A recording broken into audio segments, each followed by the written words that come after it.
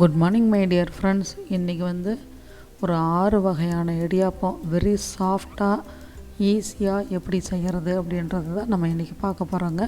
இதுக்கு முன்னாடி மேக்ஸிமம் 1-2 மாவில் நம்ம இடியாப்பங்கள் பார்த்துருப்போம். ஆனால் தினம் ஒரு இடியாப்பம் அப்படின்ற வகையில் ரொம்ப ஈஸியான மெத்தடு நான் இன்றைக்கி உங்களுக்கு சொல்ல போகிறேங்க. குழந்தைங்கள்லேருந்து பெரியவங்க வரைக்கும் ரொம்ப விரும்பி சாப்பிடக்கூடிய இந்த இடியாப்பம் எப்படி செய்கிறதுன்றதை இப்போ நம்ம பார்க்கலாங்க. அதுக்கு முன்னாடி எங்கள் சேனலை கொஞ்சம் ப்ளீஸ் சப்ஸ்கிரைப் பண்ணுங்கள். வீடியோவை ஸ்கிப் பண்ணாத பாருங்கள். உங்களுக்கு ரொம்ப யூஸ்ஃபுல்லான நிறைய டிப்ஸ் உங்களுக்கு இந்த வீடியோவிலேருந்து கிடைக்குங்க.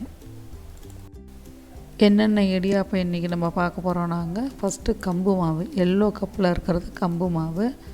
கிளாக் வைஸில் அப்படியே சொல்லிட்டு வர்றேன். அடுத்து சிறுபருப்பு, பாசிப்பயிறு, அதை கொஞ்சம் வறுத்து பொடி பண்ணி தூள் பண்ணி சளிச்சு எடுத்துக்கணுங்க. அதுக்கு அடுத்தது கோதுமை மாவு, அதுக்கு அடுத்தது பச்சரிசி மாவு, அடுத்து கேழ்வரகு மாவு, கடலை மாவு. மொத்தம் 6 வகையான மாவை வச்சு நம்ம இன்றைக்கி இடியாப்பம் எப்படி செய்கிறதுன்றதை பார்க்கலாம் வாங்க. எல்லா மாவையுமே வெறும் வானொலியில் ட்ரை ரோஸ்ட்டு பண்ணிடணுங்க. அடுப்பை சிம்மில் வச்சுக்கிட்டு ஒவ்வொரு மாவையும் தனித்தனியாக ஒரு 2 நிமிஷம் 3 நிமிஷம் எண்ணெய் நெய் எதுவுமே ஊற்றாத ட்ரை ரோஸ்ட் பண்ணி எடுத்து வச்சுக்கணுங்க. அடுத்தது சிறுபருப்பு மட்டும் நல்லா ட்ரை ரோஸ்ட்டு பண்ணி நைஸாக தூள் பண்ணி எடுத்து அரைச்சி சளிச்சு திருப்பியும் அந்த மாவை திருப்பியும் லைட்டாக ட்ரை ரோஸ்ட் பண்ணி எடுத்து வச்சுக்கணுங்க. இந்த சிறுபருப்பு எதனால் இன்றைக்கி நான் எடுத்துருக்கிறேன்னாங்க, இதே மாதிரி சிறு தானிய வகைகளில் எதுவாக இருந்தாலும் குதிரைவாளி, பனிவராகு, இந்த மாதிரி சிறுதானிய வகைகள் எதுவாக இருந்தாலும் இதே சிறுபருப்பு மெத்தடில் நம்ம செஞ்சு பழகிக்கணுன்றதுக்காக இன்றைக்கி நான் இதை ஒரு சாம்பிளுக்காக எடுத்துருக்குறேங்க. நல்லா வந்திருக்கும் கூட. எல்லா வகையான மாவுக்கும் ப்ரொசீஜர் ஒன்று தாங்க. தண்ணி நல்லா சூடு பண்ணிக்கிங்க, பபுள் வர அளவுக்கு சூடு பண்ணிக்கணும். நல்லா சூடாகிற நேரத்துக்கு நல்லெண்ணெய் ஒரு 5-6 டீஸ்பூன் நல்லெண்ணெய் ஊற்றி அந்த தண்ணியிலேயே நல்லா கொதிக்க வச்சு இறக்கிடணுங்க. இப்போ எந்த கப்பில் நீங்கள் மாவு எடுக்கிறீங்களோ அதே கப்பில் 1 கப்பு தண்ணி ஊற்றுங்க. அதிகமாக வேண்டாம், கரெக்டாக எந்த கப்பில் மாவு எடுக்கிறோமோ அதில் 1 கப்பு தண்ணி ஊற்றி கொஞ்சம் கொஞ்சமாக விட்டு நீங்கள் பிசைஞ்சிங்கன்னா சரியாக இருக்குங்க.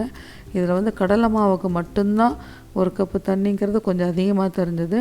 மீதி எல்லா மாவுக்கும் கரெக்டாக 1க்கு 1 சரியாக இருக்குதுங்க. பச்சரிசி மாவுக்கு 1.25 கூட விடலாம், ஏன்னா அது நல்லா உறிஞ்சிக்கும். அதனால் இதே மாதிரி நீங்கள் 1 கப்பு விடுங்க, கொஞ்சம் கொஞ்சமாக விடுங்க. கொஞ்சம் எக்ஸ்ட்ரா தேவைப்படுதுன்னா கொஞ்சம் சேர்த்து விடுங்க. கம்மியாக இருந்ததுன்னா கடலை மாவுக்கு மட்டும் கொஞ்சம் கம்மியாக விட்டுருங்க. கரெக்டாக இருந்ததுங்க. பிசைஞ்சு முடித்து எடுக்கிற நேரத்துக்கு கொஞ்சமாக நல்லெண்ணெய் விட்டு ஒவ்வொரு மாவையும் தனியாக ரோல் பண்ணி எடுத்து வச்சுக்கிட வேண்டியதாங்க. எல்லா மாவையுமே 6 வகையான மாவு இப்போ நம்ம பிசைஞ்சு எடுத்து வச்சாச்சு. உங்களுக்கு வீடியோவில் பார்க்கலே தெரியும்.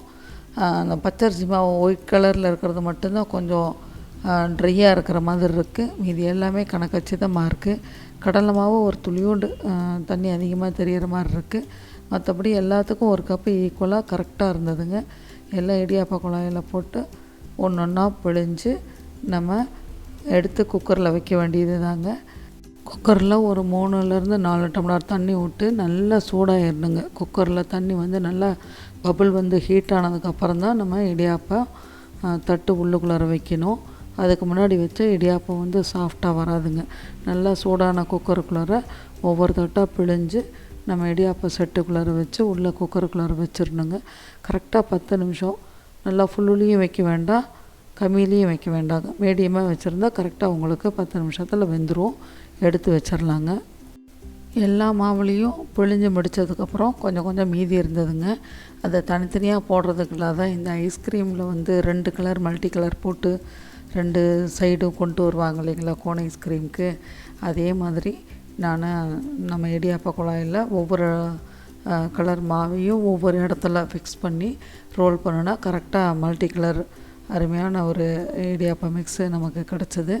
அதையும் பிழிஞ்சு வேக வச்சு இதே மாதிரி எடுத்து வச்சாச்சுங்க. இப்போ 6 வகையான மெத்தட் மாவில் நம்ம இடியாப்பம் எப்படி சாஃப்டாக செய்கிறது, எவ்வளோ ஈஸியாக செய்கிறதுன்றதை நம்ம இன்றைக்கி பார்த்துருக்குறோங்க இந்த வீடியோவில். தினம் ஒரு இடியாப்பம்னு வச்சுக்கிட்டா கூட உங்களுக்கு எல்லா வகையான இடியாப்பமும் நம்ம இன்றைக்கி பார்த்துட்டோம். இன்னும் ஃப்யூச்சர் பிளான்ஸுக்கும் என்ன பண்ணலாம் சிறுதானியத்தை வச்சுன்றதை நான் உங்களுக்கு எக்ஸ்பிளைன் பண்ணிட்டாங்க. இதுக்கு தேங்காய் பால், மிளகாய் சட்னி, தேங்காய் சட்னி எதுவாக இருந்தாலும் பியூட்டிஃபுல்லாக இருக்கும். இந்த மாவுலேயே கொஞ்சம் காரம் போட்டு செய்கிறதா இருந்தாலும் செஞ்சுக்கலாம். நான் இப்போ ப்ளெயினாக மட்டும்தான் செஞ்சுருக்கேன். இதுலேயே மிளகுத்தூள் போட்டு உப்பு போட்டு எப்படினாலும் நம்ம மிக்ஸ் பண்ணிக்கலாம். நான் வந்து செஞ்சு முடித்ததுக்கப்புறம் கொஞ்சம் காரம் விரும்பி சாப்பிட்றவங்களுக்கு மேலே வந்து மிளகாத்தூள் லைட்டாக தூவி இருக்கிறேன், சில்லி ஃப்ளாக் தூவி இருக்கிறேன்.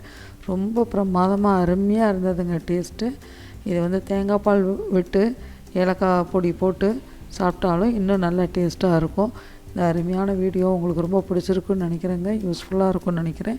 உங்களுக்கு பிடிச்சிருந்ததுன்னா ப்ளீஸ் உங்களுடைய ஃப்ரெண்ட்ஸுக்கு ஷேர் பண்ணுங்கள், லைக் பண்ணுங்கள், எங்கள் சேனலை சப்ஸ்கிரைப் பண்ண மறக்காதீங்க. தேங்க்யூ.